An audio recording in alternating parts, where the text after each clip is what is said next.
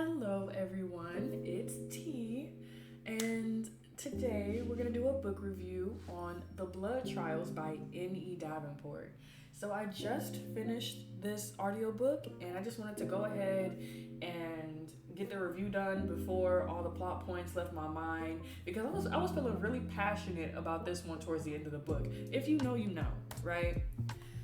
All right, so the book overview, basically, it's about a black woman who basically, I put woman, sorry, it's woman, and she must survive in this racist and misogynistic society because she wants to become an elite warrior so that she'll have more resources available to her to figure out her grandfather's death and hopefully avenge him. All right, plot points real quick. Usually I'll go through the characters, but today I want it to be different because I did read the audiobook and I didn't get to see how the characters' names were spelled. So I didn't want to do all that research or misspelling anybody's names. So we're just gonna go through the plot points, and if you read the book, then I know that you can keep up, right?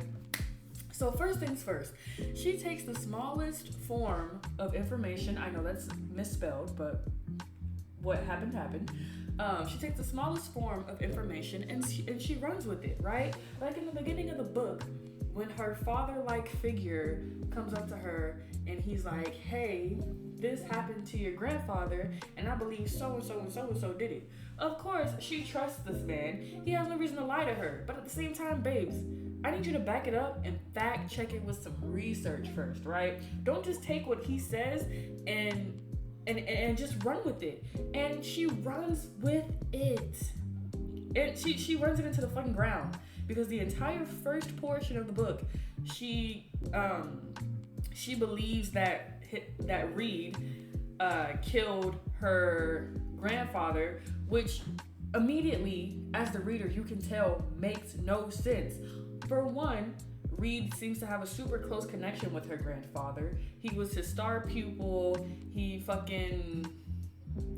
tattooed him, which is like a tradition that pupils do with their masters or whatever. Basically, he was really close to him. In the entire book, he does nothing to insinuate he's a traitor to her in any way. But she still goes on to be like, oh no, I know he killed my father. He's just playing nice, da-da-da-da-da-da. Babes, I need you to be intelligent because you're not dumb, okay? I'm hearing your thought process in the book. You're not dumb. Can we please do a little bit more fact checking before we just go to conclusions, okay? And that covers the first two plot points.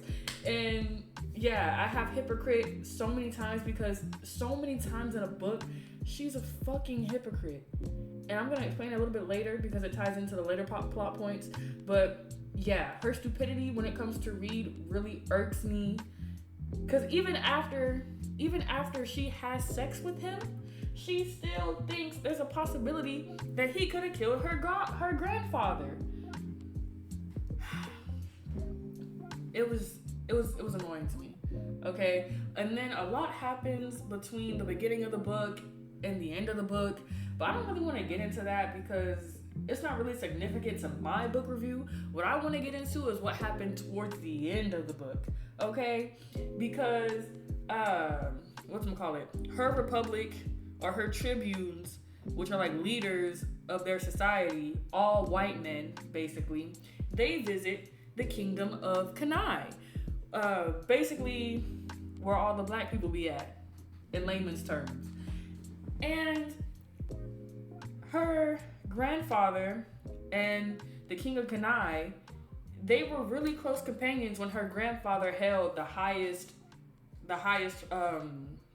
honor of like leading the country, right? So she grew up with his kids and they trust each other completely, da-da-da-da-da. You can see their care for each other when they get reintroduced after her grandfather's death or whatever, right? So it's like, oh, okay, that's so cool.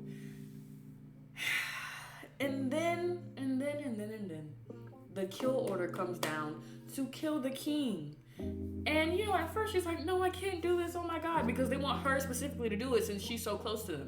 So she's like, no, I can't do it, oh my gosh. And then everybody's like talking at her, and she sees proof, I'm using air quotes right now, she sees proof that maybe he betrayed their kingdom and he's inciting war or whatever and letting people die. And she's like, you know what, I have to kill him. And my thing is, right, babes, the entire journey in this book, you have been called every name in the book because of the color of your skin. Your comrades barely fucking like you still, even after you've proven your loyalty. And you see this information come at you, and again, you don't question it. Babes, you know these people killed your grandfather and they covered it up. Why would you not think that they could be plotting and planning other things as well? Why would you not think that this was a setup, babes? Because the second I heard it, I knew it was a setup. And the fact that didn't run through your mind, even though you know that they have done this before, quite literally insane to me. I don't know why you agreed to that shit. As you can tell, it had me lit. Because what are we really doing right now? Why would you do that? Not only are these have you grown up with these people, right? But they are your people, baby. These are the only black people that fully accept you for you, but you siding with people that anyways, any fucking ways. Again, hypocrite, because the whole time after she agrees to kill this man, she's like, he can't be allowed to survive because he's gonna allow so many people to die. Da da da da da da. But your people, but your government can do the same thing, and you don't bat a fucking eye. Be so for real. And then all the negative propaganda that surrounds the Empire guy, which is like trying to incite war with them, I feel like it's very much exaggerated, because the one thing that her republic doesn't like is something different. Okay, if you're not pale skinned, a normal person, babes, you're an enemy to them, right? So I mean, he could. I haven't read the second book, so he could very well be that bad guy. But I just feel like it's some negative propaganda against him, just because he holds gifts that they don't, and they low key jealous. But that's just my opinion, okay? And then the last 2 points. She be gaslighting the fuck out of people, bro. She's such a heavy gaslighter. So the first instance that I noticed this was when she was talking to one of her best friends, Zane, okay? She's literally keeping secrets from him, and he's like, I know you're keeping secrets. Why are you keeping secrets? Why? And then she got mad at him because she was keeping secrets from him, and he was getting upset with her about it. Up until that point, they told each other everything because they were best fucking friends. Babe, why are you getting mad at him and cussing him out because he's just worried about you? Like, it's so fucking dumb. And then the second time she wants to gaslight somebody is when it comes to the King of Kenai. And she's like, how can you side with the Emperor? Da da da da da da da. And the King of Kenai is like, babes, how can you side with the Republic after they literally killed your grandfather and have tried to kill you? It's very much hypocritical. And she really tried to make him seem like he was the guilty party, when it's like, babe, let's really sit down, take a breath, and really just think about the situation right now. Because I guarantee you, you're in the wrong. And if I was in the King of Kenai's spot, I definitely would have done the same thing. Because since y'all arrived here, y'all been treating me with nothing but indignancy. I don't even know if that's a fucking word, but I'm gonna use it anyways. Y'all been disrespectful to me on my own turf, in my own kingdom. Babes, hell yeah, I'm gonna side with that fucking Emperor guy. But I digress. I feel like I rambled and I'm sorry. So let's get to the ranking, okay? yeah, I ranked it a 7 out of 10. It was a really good book. I did enjoy it. It was just some parts seem to have dragged on.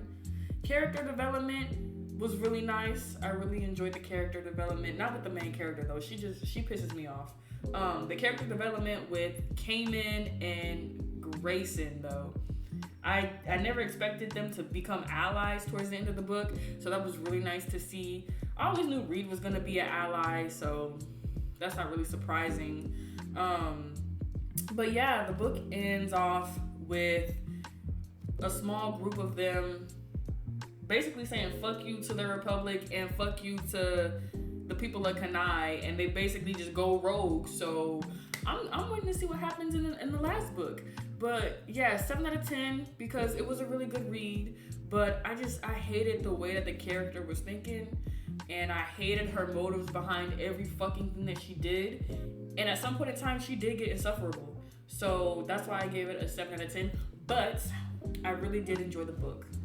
So thank you for tuning in to this book review. I hope I didn't ramble on too much. I hope you have opinions of your own, and I hope that you leave them in the comments so we can chit chat about them. But thank you for tuning in, and thank you for staying this long. And I can't wait to see you next time. Bye.